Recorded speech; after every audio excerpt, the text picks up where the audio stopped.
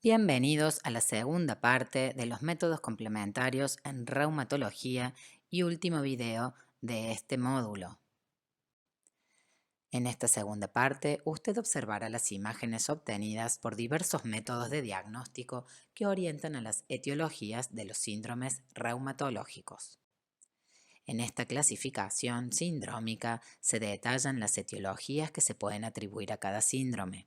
Las imágenes por diversos métodos pueden ser muy orientadoras para los diagnósticos diferenciales, entre ellas la detección temprana, el seguimiento de la evolución de cada patología y en algunos casos la toma de decisión acerca de qué tratamiento indicar dependiendo de los hallazgos imagenológicos.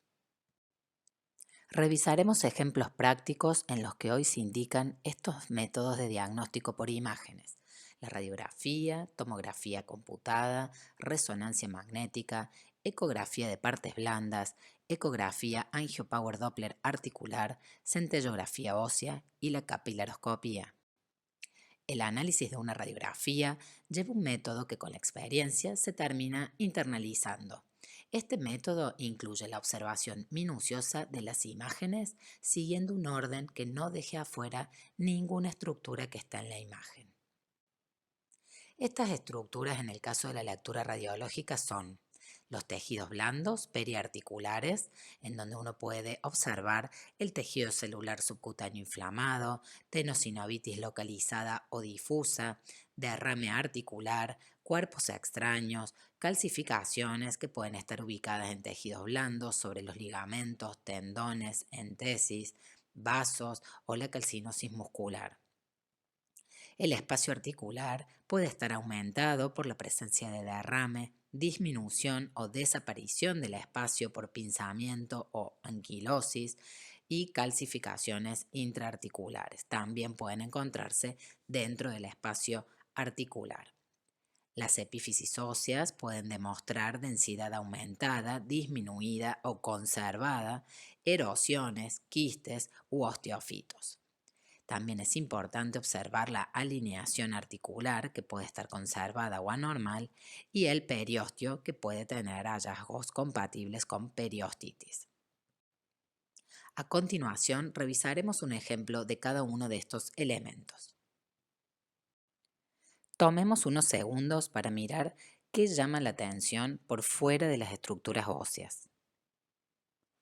Las calcificaciones que se encuentran dispuestas como dibujando el trayecto de las arterias son un ejemplo de calcificaciones en los tejidos blandos.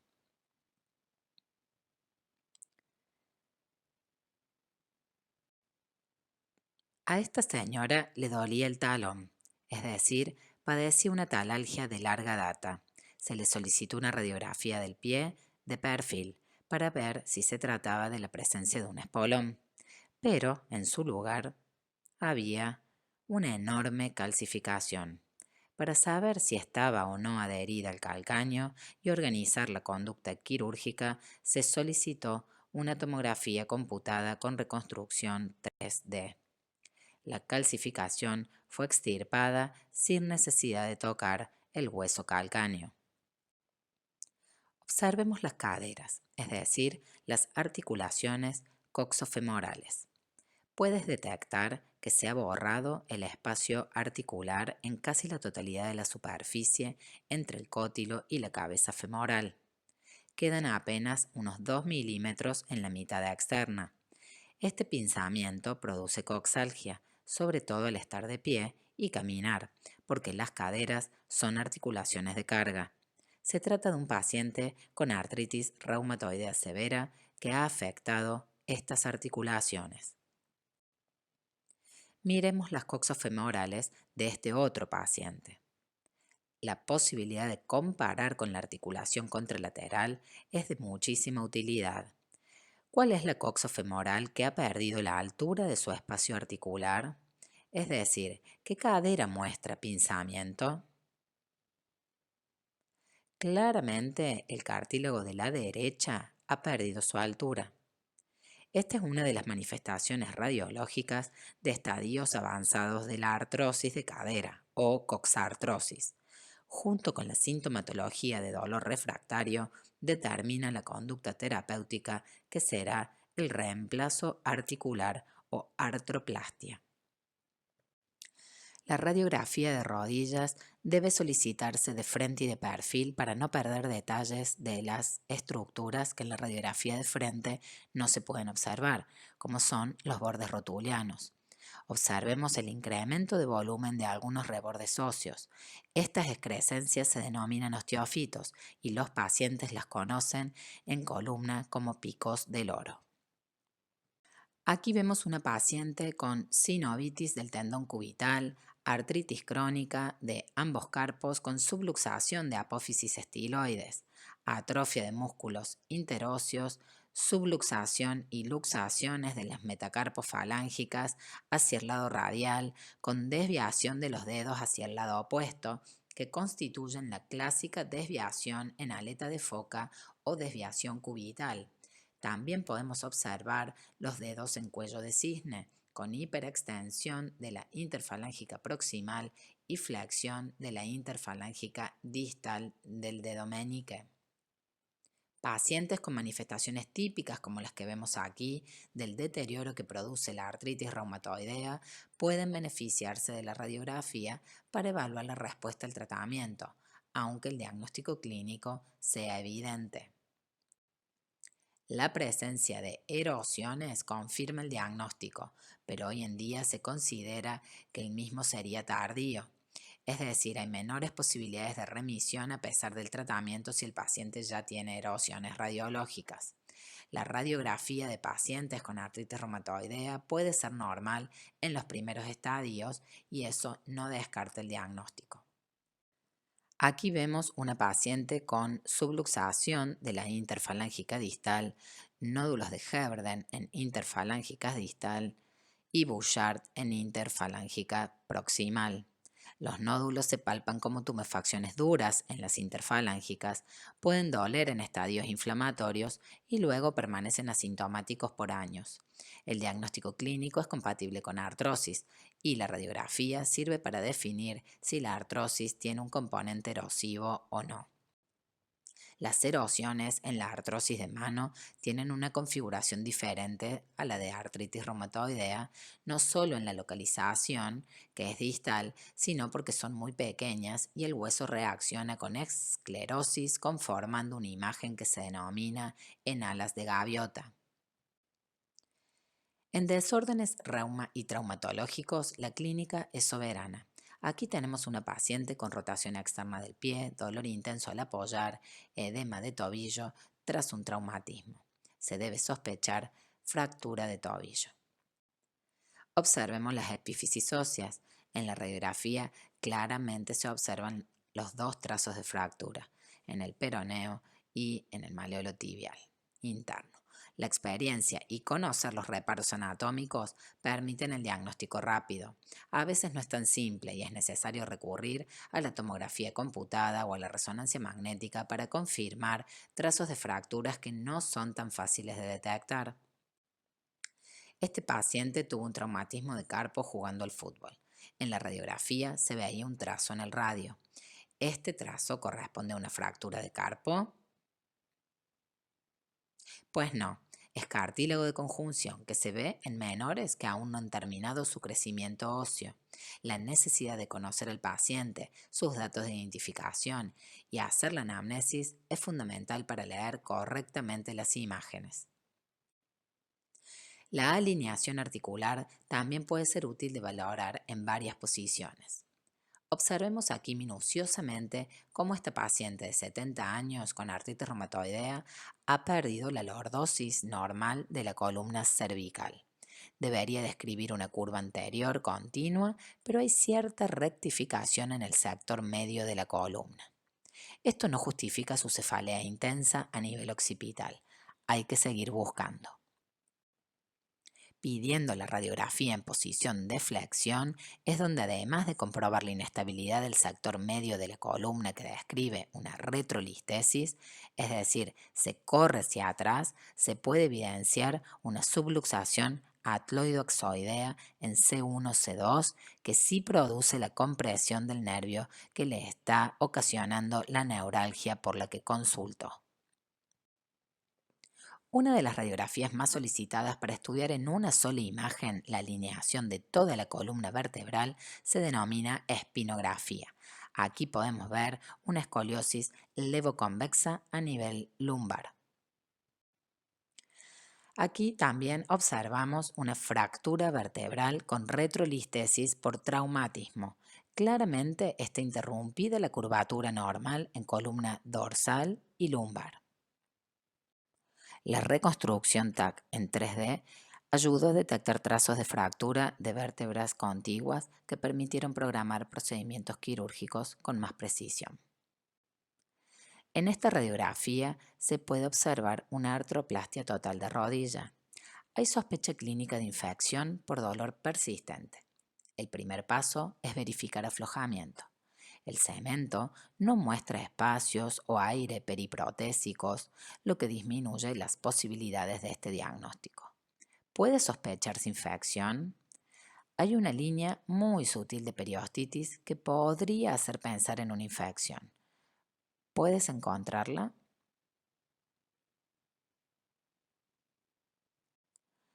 Se ve una doble línea, es decir, una línea radiolúcida que podría corresponder a una reacción perióstica con engrosamiento.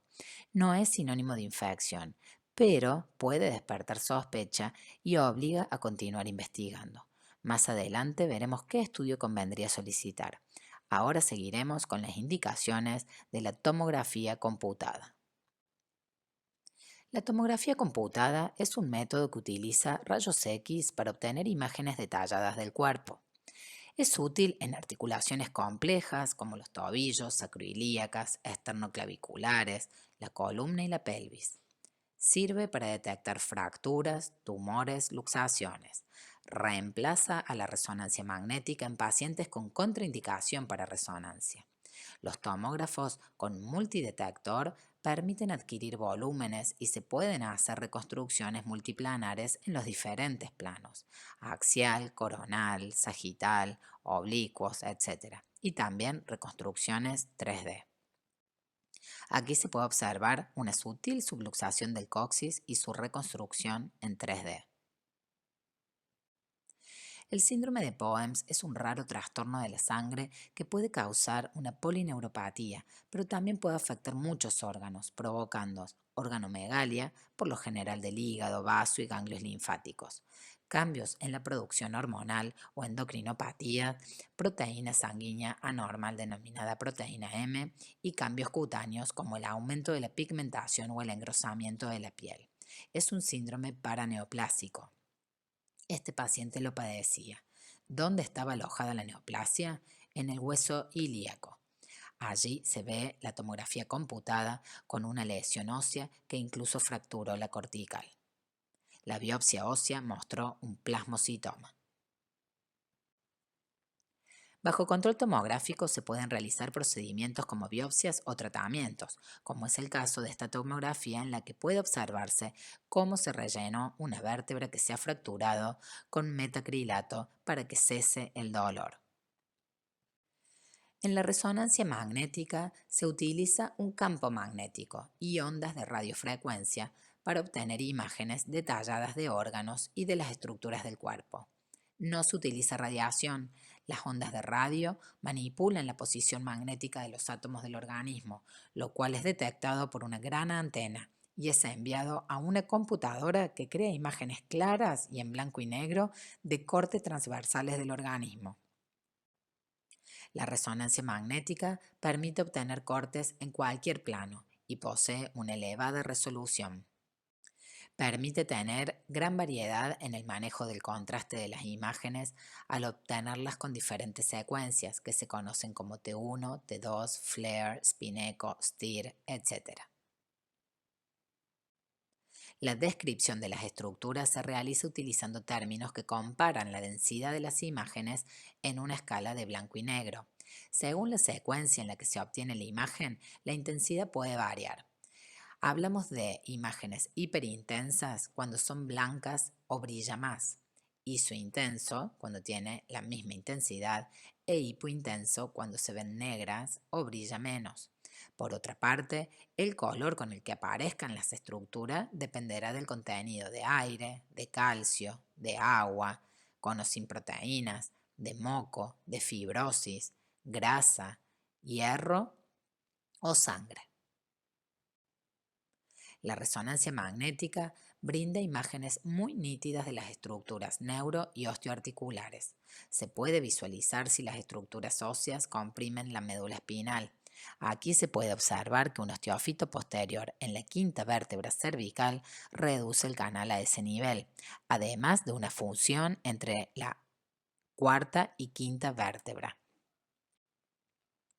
En este corte sagital de columna lumbar se observa la ocupación del canal medular por dos hernias discales a nivel de L4-L5 y L5-S1. Dijimos que las imágenes se describen como isointensas, hiperintensas e hipointensas. Aquí vemos un claro ejemplo en el que, gracias a la resonancia magnética, podemos saber si una imagen es aguda o crónica. Aquí podemos detectar varias fracturas vertebrales en un hombre que sufrió varias caídas a lo largo de su vida. Ahora, ¿cuál fractura es la nueva? Esta es una secuencia T2 y sabemos que el agua, que es sinónimo de edema, es hiperintensa en T2 y la grasa es hipointensa en T2, por lo que podemos concluir que la imagen de la vértebra más dañada es crónica y las que se ven más blancas muestran edema y son recientes. La resonancia magnética tiene indicaciones precisas para lesiones tendinosas, necrosis ósea, estrechamiento del canal medular, tumores de partes blandas, quistes como el de la imagen y la búsqueda de lesiones en articulaciones sacroiliacas. Esta resonancia magnética pertenece a un paciente joven con dolor glúteo nocturno de más de un año de evolución. Cuando se sospecha inflamación, es importante solicitar una secuencia que permita anular la grasa para destacar el edema. Así se puede ver en la secuencia llamada STIR cómo se distingue el edema en la carilla articular del hueso ilíaco izquierdo y en ambas carillas articulares de la sacroilíaca derecha. En relación a la ecografía musculoesquelética, es importante saber que se utiliza un transductor que tiene un cristal de cuarzo que emite ondas de ultrasonido que, atravesando el cuerpo del paciente, va rebotando con las interfaces de los diferentes tejidos. Esto es captado por el cristal, que lo envía en forma de datos a una computadora, generando una imagen. Quien lo realiza debe ser personal entrenado y tiene la posibilidad de maniobrar dinámicamente durante la realización del estudio según los hallazgos que van surgiendo. En reumatología, la ecografía es muy utilizada para detectar quistes en las partes blandas, como sería el caso de los quistes de Baker en el hueco popliteo. También la ecografía con transductores de alta resolución reemplaza métodos más invasivos y se puede solicitar ante la sospecha del síndrome del túnel carpiano.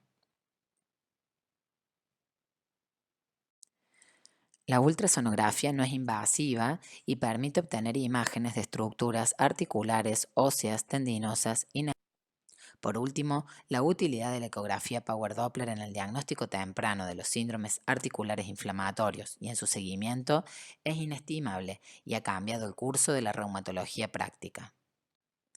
Esta es una ecografía angiopower Doppler de carpo de un paciente con artritis. Permite detectar, por ejemplo, proliferación sinovial, radiocarpiana y mediocarpiana con señal Doppler positiva, el tendón inflamado y derrame. A veces, al palpar una articulación deformada y tumefacta, el reumatólogo puede tener dudas sobre si es una secuela o si realmente está inflamada de manera activa. Este método permite realizar ese diagnóstico diferencial de acuerdo a la positividad o no de la señal Doppler. La centellografía ósea utiliza radioisótopos como el bifosfonato marcado con tecnesio 99, galio 67, ciprofloxacina con tecnesio 99. El hueso absorbe el marcador de manera proporcional a la actividad osteoblástica y a la vascularización ósea.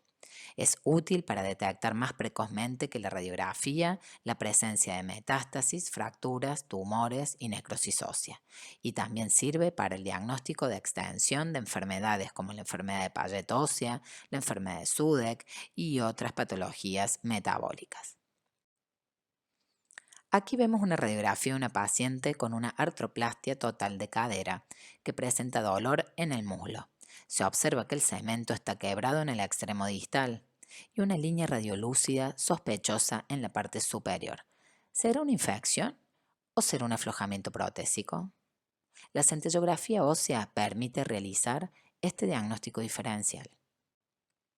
La hipercaptación del radioisótopo con galio 67 confirmó el diagnóstico de infección.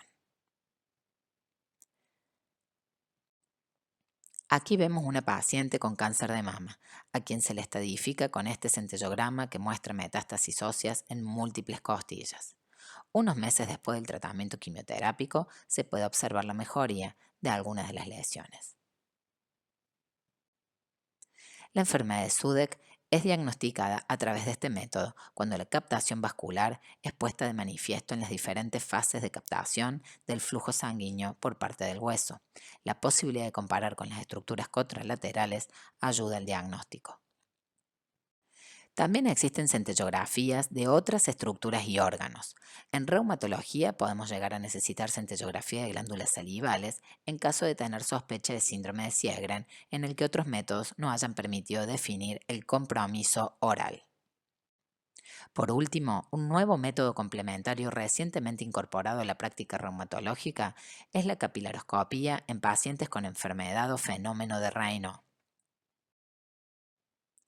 La vasoconstricción de los capilares y las arteriolas distales de las extremidades es indicación de una capilaroscopía diagnóstica, ya que permite diferenciar el fenómeno de Raynaud primario de un secundario a colagenopatías como la esclerosis sistémica o la dermatomiositis. La vasoconstricción prolongada lleva a úlceras digitales que pueden llegar a la necrosis de la falange si la misma se prolonga. La capilaroscopía permite visualizar a nivel de la cutícula directamente los vasos sanguíneos, como puede observarse en este video.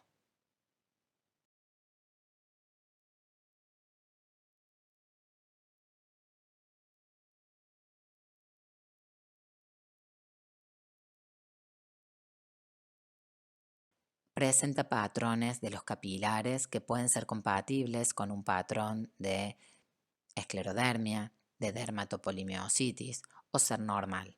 Sirve también para informar, de acuerdo a los detalles que encuentra el reumatólogo entrenado, el grado de actividad o cronicidad de la quelogenopatía de base, lo que puede orientar al esquema de tratamiento. Con esto hemos finalizado la segunda parte de los videos de métodos complementarios en reumatología. Muchas gracias por su atención.